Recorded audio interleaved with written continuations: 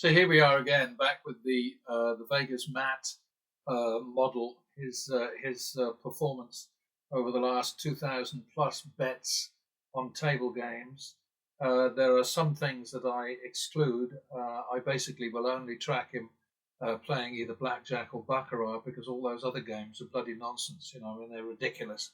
Three-card poker and ultimate Texas Hold'em and all that other crap that he does while he's doing his job as a shill, as a front man, as a barker for the casinos that host him and take care of him and hump him and flatter him and kiss his whatever. But anyway, sometimes people sort of seem to think that I'm defending the martingale. I'm not, but I'm very much defending progressive betting because the reality of the mathematics of gambling and of life and so on is that you must bet progressively if you are going to recover prior losses in fewer bets than it took you to lose the money in the first place.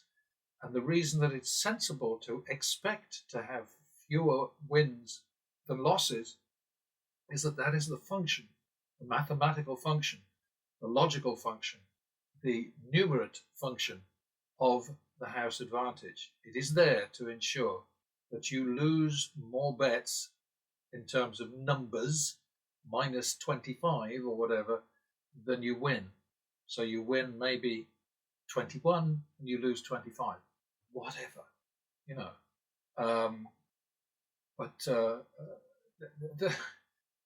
I'm often left a bit sort of speechless because only progressive betting can get the job done. Only winning more when you win than you lose when you lose can get the job done. And yet I still get argument. I still get people sort of saying, and then I still have to listen to these performing, barking seals, clapping their fins on YouTube and saying, no, well, I tried a martingale. That was bloody ridiculous. That was really stupid. That was, oh boy, I had to bet $1 million before I won, and all that sort of thing. And it's so obvious that it's mandated by the casinos, sort of, okay, boys, this is what you have to do. Once in a while, you have to do this. Once in a while, you have to play this silly game so that we can get free publicity for that. Like if it's free bet, or what's the other bloody monstrosity, the corruption of blackjack. Oh God, I hate to say its name. Double Down Madness. That's it. I keep putting it out of my mind. But anyway, before I detail this, let's go back to the back of an envelope thing. I put this up every so often, and I've kind of enhanced it a little bit, not to change its functionality, but to simply say, okay, this is this is how things look in the real world. Let's say we take a house advantage of 1.3%, so that becomes minus 1.3% for the player, okay? And that means basically that in 10,000 bets, you're going to win 4,935 or something of that order, and you're going to lose 5,065. Now, I think even the most innumerate people out there will understand those are not guaranteed numbers. They're just they're guidance numbers, basically. You can expect overtime, blah, blah, blah, blah, blah. Now, you're going to have 130 more losses than wins approximately, but you're going to get hurt anyway. So now, if you change this number here from 100%, where in other words, you're flat betting all the way, you're betting 100 all the time across the board. You go now to 105%, right? Now you're betting 105.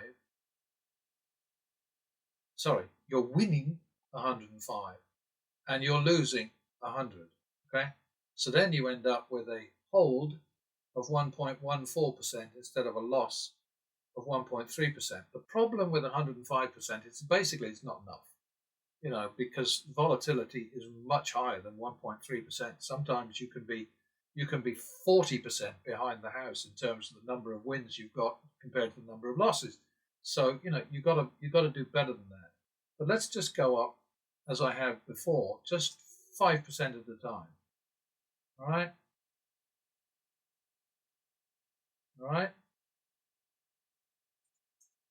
This is real. Okay, this is not sort of like idiocy. It's real. 125% is what I call the sweet spot. You don't have any control over it. It would be nice to get there, but you can see what effect it has here. The result is 110,000 win, 773 an hour, a hold of nearly 10% against negative expectation and actual nasties of minus 1.3%. Now down here, this is an important little bit down here. Flat bets, okay, obviously flat bets 100,000 because there are 10,000 of them and they're whatever. No, there's 1,000 flat bets. What am I talking about? So there are 100 each, 1,000 of them, right? The negative is 1.2%. Random bets managed to knock that down just a little bit. They reduce it from 1.2% to 0.91%. Goody goody. Now recalc.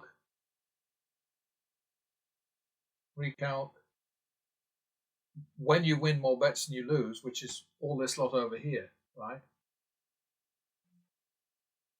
Then you're going to win with random betting. But otherwise, you can expect, now here, 240%, right? In terms of this is measuring this down here. These are the random. This is a random formula, so it just says, rand between 1 and 10,000 is less than this amount here, less equal to or less than. Then it's +1, otherwise it's -1. And so this time that was a plus for flat bets, but oh dear, random betting came out minus as there. So it's just so elementary and logical and mathematical and all of that stuff. And here's one where it was marginal in this lot here. Okay, it was just minus 0.4%, and random betting managed to squeeze out plus 0.65%. Which is grand. Doesn't happen enough though. Usually, what you'll see is something like this. Here it's minus 3,600 for flat betting, minus 3.6%, and random betting knocks it all the way up to 5.3%.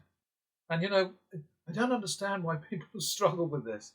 You will see advantages sometimes for random betting, but not very often. How many times do I need to keep pressing this for people to say, "Oh, I get you"? A lot, it seems, because it's just one of those weird things. People are so strange. But I have to deal with the fact that I'm in the wrong place for any of this, because gamblers don't care. They don't care. Anyway, let's go back up to the reality up here. And here we have Vegas Matt. He was on that dreadful online thing that he's now started promoting. So he's now got two. He's got Chanced and FanDuel. I don't know whether his contract has ended with FanDuel, but he certainly sold his soul to Chanced now as well, or maybe subsequently. Who knows? He says that the guys at FanDuel are still good pals, but maybe they're not paying him anymore, so he's moved on to Chanced. I would guess that he couldn't be doing both at once, because I think that would be a conflict of interest. But then again, the way that he plays, I don't think, and the way that he behaves, I don't think conflict of interest is much of a worry to Vegas Matt and his crew. But there we go. Anyway, this is how things look for him, and he came out at the end of the session with a win of 6,068, and that's net, because he was betting large amounts and he was playing a game where they took commission. So I factored that in here. So he won $6 grand, which is grand. That's great, good for him.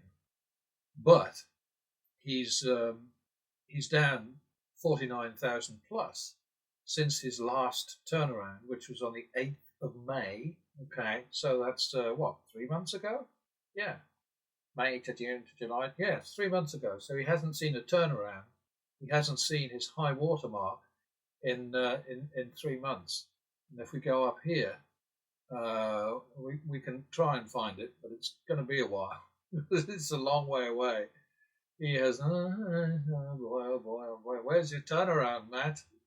Damn it. It's a long way off, isn't it? I'm going to start going up a bit easier this time. No, no, no, no, no, no turnaround, no turnaround. I mean, maybe this will help some folks out there to understand what a bloody mess things, how terrible things are if you bet like these pro losers. Okay, so it was line 919. He was ahead 108,928. Okay, so that's the best he's been at. And the reason that he got to that big number is at some point, going back in dim mists of time, he placed a $100,000 bet on baccarat when he was doing his Shillionaire celebration. 1 million subscribers, and where the hell is it? It's back here somewhere. He won 100 grand. Oh dear, where is it?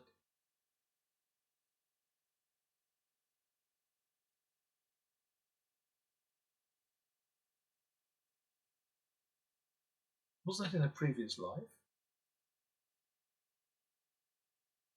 It's got to be here somewhere, isn't it? These are high waters, so each time you get a green shading like that, that's a high water mark. Fascinatingly bad at betting. I mean, he is so. It's as I've often said, it's as if he's following a script. Adam has sort of said to him, Adam, the boss at the place that shall be nameless, has said, okay, so here's the deal today. 10,000 on so and so, so and so. Plot lots of money into slots because everybody knows that that's a sucker trap. So 7,000 on, lose 7,000 on slots and then bet 7,000 on baccarat and play like a prat. That's the script for today. All right. I'm sure it isn't that simple, but oh dear, oh dear. Yeah, he's just been going down and down and down and down and down ever since. All right, so I'm embarrassed because I can't find the 100,000, but in any event, he's now 49,165 down since the 8th of May, and not much to be proud of there.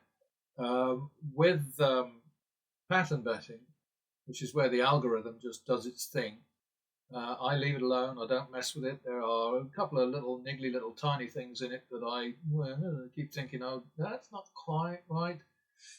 But it's nothing that favours me. It's just an annoyance because I'm a neat freak or a perfectionist or something like that. But anyway, what the algorithm did was it did a win of 890 or 12% of its action. Action was only 7,000. And then you go down to Vegas Matt down here. He did 4.8% of his action with his win of 6,068 net. This is all the commission here in this column.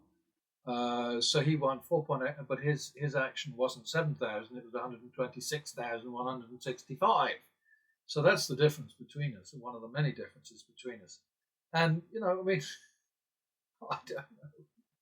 All I can do is just keep putting this stuff in front of you, and you can make of it what you will. But this is how things looked for Matt. This was a dramatic drop for pattern betting, dropped to 144 from up here.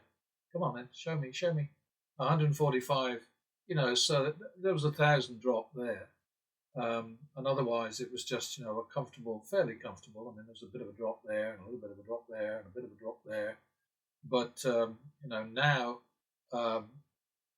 pattern betting is, I think, waiting for a turnaround. No, it's only 25. It's here. See, this is the difference. Is all these turnarounds here.